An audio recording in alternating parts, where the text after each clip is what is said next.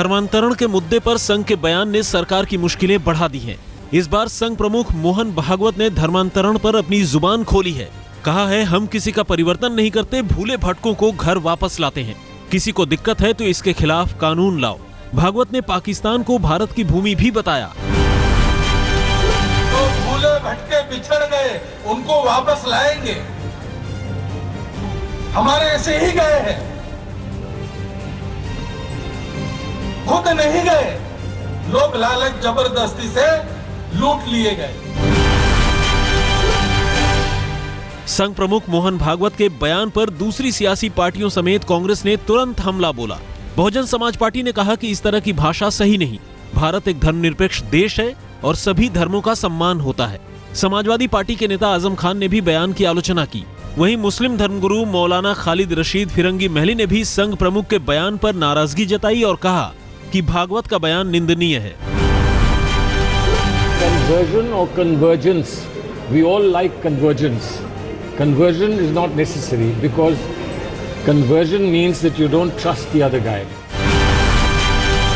धर्म परिवर्तन को लेकर जो बदकलामी और बदज़बानी हो रही है, उसमें अगर प्रधानमंत्री दोनों सदनों में अपनी राय दे देते, लोगों को बात समझने में आसानी होती। उन लोगों की जो ये सब कुछ कर रहे हैं, उनकी हिम्मत अफजाई, उससे ये लगता है कि ये सब मामला सिर्फ कहने सुनने का है।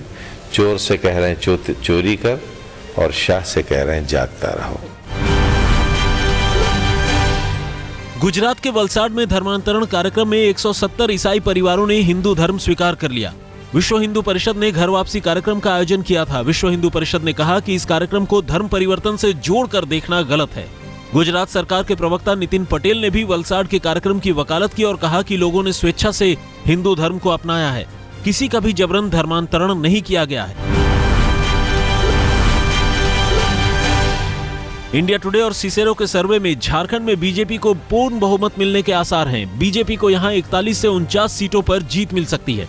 बीजेपी को 36% वोट मिलने का अनुमान है, जबकि इस चुनाव में जेएमएम का डिब्बा गोल हो सकता है। सर्वे के मुताबिक हेमंत सोरेन की पार्टी 19 सीटों के भीतर ही सिमट सकती है।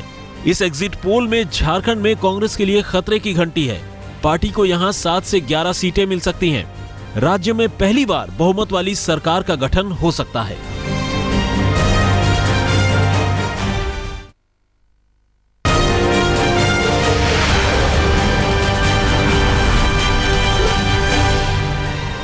दिल्ली में चुनावों की तारीखों का ऐलान तो नहीं हुआ है, लेकिन आम आदमी पार्टी ने शनिवार को अपने 6 और उम्मीदवारों के नाम जारी किए हैं।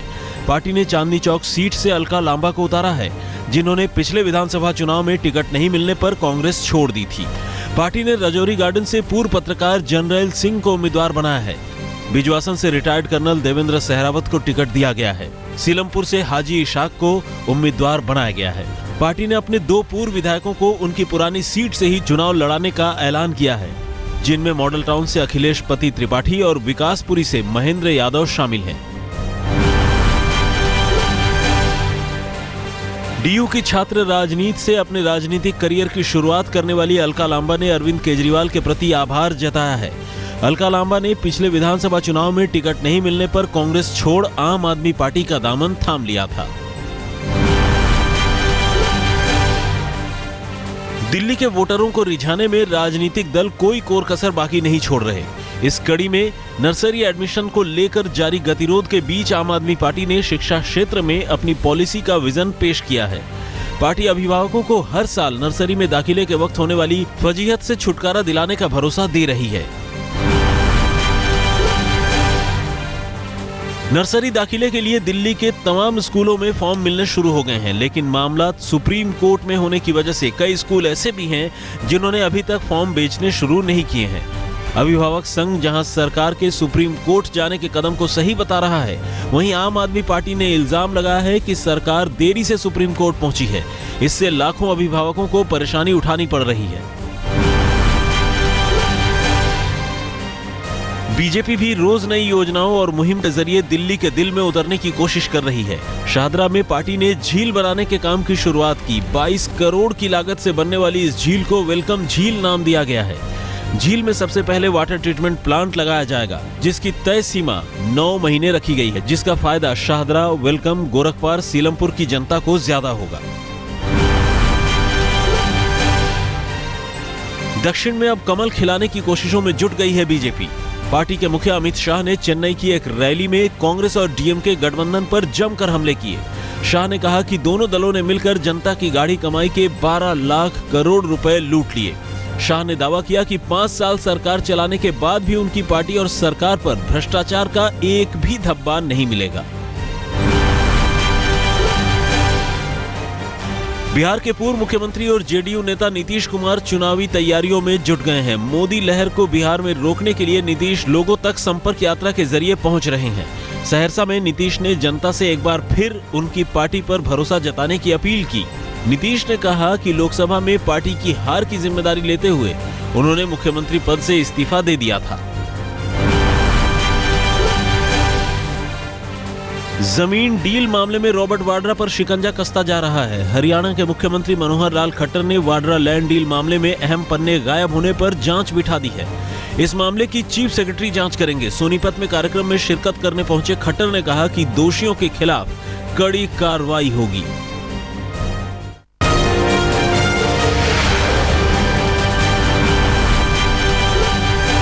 बिहार के गोपालगंज में पंचायत ने महिलाओं के जीने की आजादी पर भी पाबंदी लगा दी। पंचायत ने फरमान जारी कर लड़कियों के जीन्स पहनने और घर से बाहर मोबाइल लेकर चलने पर प्रतिबंध लगा दिया है। हालांकि पंचायत की दलील है कि लड़कियों के साथ हो रही आपराधिक वारदातों को देखते हुए ये फैसला लिया गया है। कानपुर में लोगों को एक अजीब मंजर दिखा। बिजली का करंट लगने से झुलस चुके एक बंदर को दूसरे बंदर ने इंसानी तौर तरीके अपनाते हुए उसकी जान बचा ली। रेलवे स्टेशन पर हाई टेंशन तार की चपेट में आकर एक बंदर बेहोश हो गया। अपने साथी बंदर को मौत की कगार पर देखकर एक दूसरे बंदर ने इंसानी तरीके अपनाकर लगभग मर चुके अपने साथी में प्राण फूंक दिए। लोग बस तमाशा देखते रहे और अपने मोबाइल में तस्वीरों को कैद करते रहे। इंदौर में इन दिनों शहर से जानवरों को हटाने की मुहिम चल रही है। हवाई पट्टी पर से सियार, रिहायशी इलाकों में तेंदुआ, हॉस्पिटल से चूहों, सड़कों से आवारा कुत्तों को पकड़ने और खदेड़ने में वन विभाग और नगर निगम जुटा हुआ है। जयपुर में एक हाथी के नाले में गिर जाने से मजमा लग गया। दरअसल सड़क पर चल रहे एक हाथी का पांव नाले के ऊपर पड़े पत्थर पर पड़ा और पत्थर टूट गया। हाथी को निकालने में 1.25 घंटे तक प्रशासन को मशक्कत करनी पड़ी। इस घटना में महावत को चोटें आई। असम के डिब्रूगढ़ में एक पॉलीमर फैक्ट्री में नाइट्रोजन गैस के कुएं में दम घुटने से 4 मजदूरों की मौत हो गई। इस घटना से वहां काम कर रहे हजारों मजदूर नाराज हो गए और गुस्से में तोड़फोड़ शुरू कर दी। उनको काबू में रखने के लिए सुरक्षा गार्डों को लाठियां भांजनी पड़ी। उत्तर भारत शीतलहर की चपेट में है। ठंड आई है तो अपने साथ कोहरे की चादर भी लाई है। चंडीगढ़ में कोहरे और ठंड ने जनजीवन अस्त व्यस्त कर दिया है।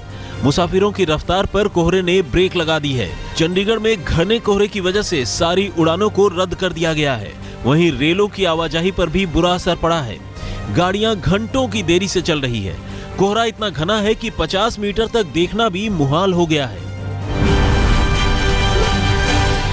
लगातार पड़ रहे कोहरे और ठंड की वजह से एक तरफ जहां आम जनजीवन अस्त व्यस्त हो गया है, वहीं इसका सीधा असर रेल यातायात पर भी पड़ा है। कोहरे ने रेल की रफ्तार धीमी कर दी है। कोहरा और धुंध के चलते राजधानी एक्सप्रेस सहित दर्जनों गाड़ियां 4 से 24 घंटे तक देरी से चल रही हैं। ऊपर से यात्रियों की शिकायत है कि ट्रेनों की सही जानकारी देने में भी रेलवे विफल साबित हो रहा है। वहीं रेलवे का इंक्वायरी सिस्टम 139 भी ठीक से काम नहीं कर रहा, यानी मुसाफिर बस भगवान भरोसे हैं। दिल्ली में वित्त मंत्री अरुण जेटली ने पूर्व प्रधानमंत्री अटल बिहारी वाजपेयी के ऊपर मल्टीमीडिया प्रदर्शनी का उद्घाटन किया। इस प्रदर्शनी में अटल जी की जिंदगी की कुछ अहम तस्वीरों और उनकी रचनाओं को दिखाया गया है।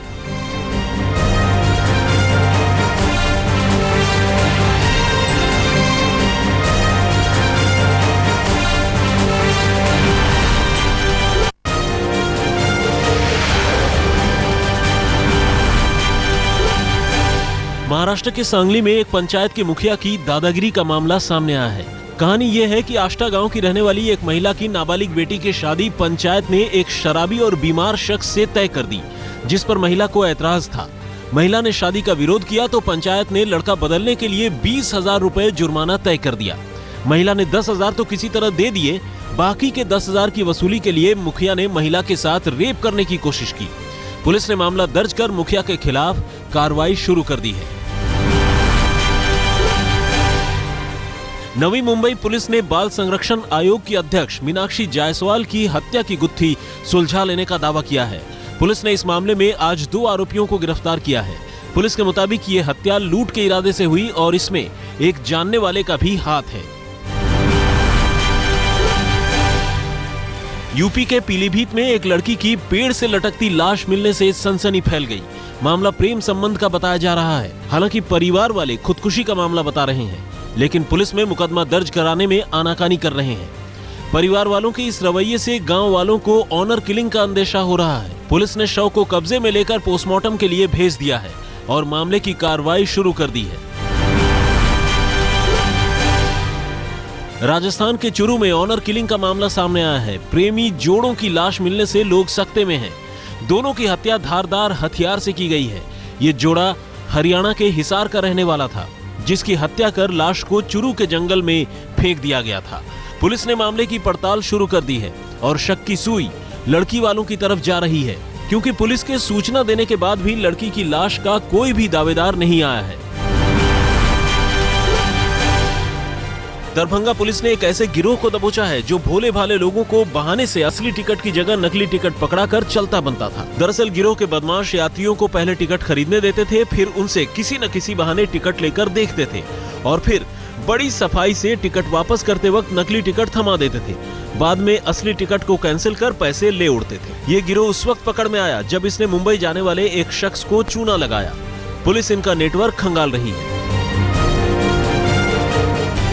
दिवाकर बनर्जी की फिल्म डिटेक्टिव व्योमकेश बख्शी का पोस्टर रिलीज होने जा रहा है। फिल्म में सुशांत सिंह राजपूत अहम किरदार में है।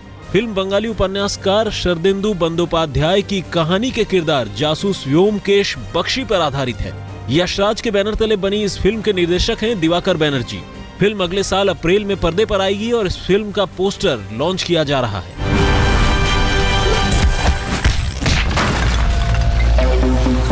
कोई हमें संत कहता है, कोई कहता है फरिश्ता। डेरा सच्चा सौदा के संत गुरमीत राम रहीम अब फिल्मों में भी नजर आएंगे। हॉलीवुड और बॉलीवुड में एक साथ एंट्री करने जा रही उनकी film MSG the messenger of God 16 जनवरी को 4 भाषाओं में रिलीज होगी। धन सद्गुरु तेरा ही आसरा।